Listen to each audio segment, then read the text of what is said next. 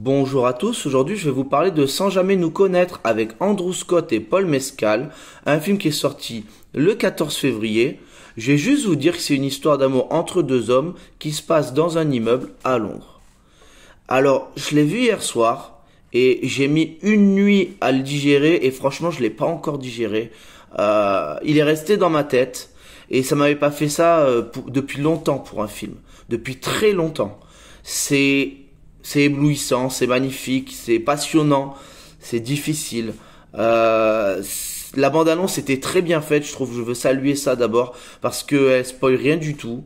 On pense juste que c'est une histoire d'amour et puis en fait, ben c'est bien plus que ça.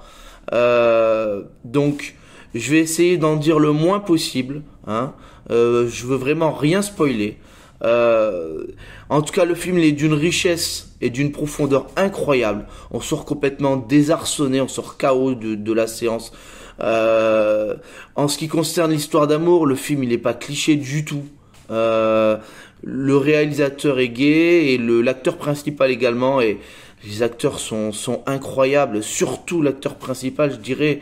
Ça a l'air, c'est tellement criant. Les relations humaines sont tellement bien traitées dans ce film. La réalisation, elle est incroyable d'inventivité. La mise en scène est complètement folle. Je peux rien vous révéler encore une fois, mais il y a des trucs de mise en scène, mais c'est trop bien trouvé. Les musiques sont magnifiques. On a beaucoup de musique anglaise des 70s. Après, c'est un film quand même qui est dur, qui est très mature. Très adulte, mais pas à cause des scènes de sexe. Hein. Il y en a, mais on voit rien du tout. C'est juste suggéré. Je trouve que c'est très utile d'ailleurs. Ça montre la tendresse, la passion du couple, et c'est pas du tout vulgaire. Hein. Donc voilà, les scènes de sexe, elles sont très bien faites. Je crois qu'elles sont très utiles pour montrer comment les deux acteurs, ben voilà, comment ils s'aiment. Non, le film il est dur parce qu'il y a des scènes de drogue et puis aussi parce que ça évoque des thématiques difficiles comme l'estime de soi, l'amour, la mort. Et voilà, il y a aussi des histoires avec de la drogue et tout ça. Donc voilà, c'est un film quand même qui est assez dur, assez mature. En tout cas, on passe par tous les états dans ce film. D'abord, le film, on est dans l'interrogation parce que c'est vrai que les 15 premières minutes sont assez difficiles, c'est assez contemplatif et on a une petite musique de fond qui nous met sous tension. On est dedans, hein, mais c'est peut-être la partie la plus lente du film, hein, donc il faut pas décrocher à ce moment-là. Mais après que les 15 minutes sont, voilà, pendant 15 minutes on comprend pas grand-chose en plus de ça. C'est un film on met du temps à comprendre ce qui s'y passe, mais après ces 15 minutes, je pense que voilà, on est à fond dedans et c'est vrai que voilà, donc là il y a de la tension, il y a de l'interrogation, on rit pendant ce film, il y a des moments qui sont très drôles. C'est aussi bien sûr un film difficile, il y a des émotions, on pleure aussi. Moi, je vous avoue que voilà, je suis encore KO et donc quand on arrive à la fin du film, et c'est ça qui est fort, c'est que ben il y a plusieurs lectures pour comprendre la fin, et la fin elle est assez complexe à comprendre.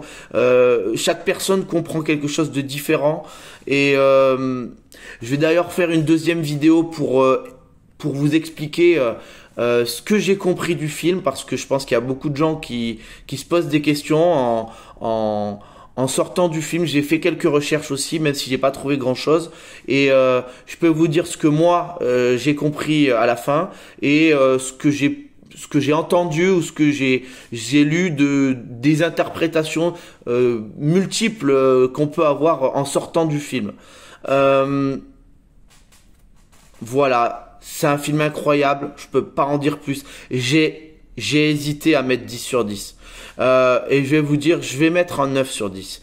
Mais il y a une vraie raison à ça, c'est que c'est un film qu'il faut absolument, je pense, revoir 2 fois, voire 3 fois.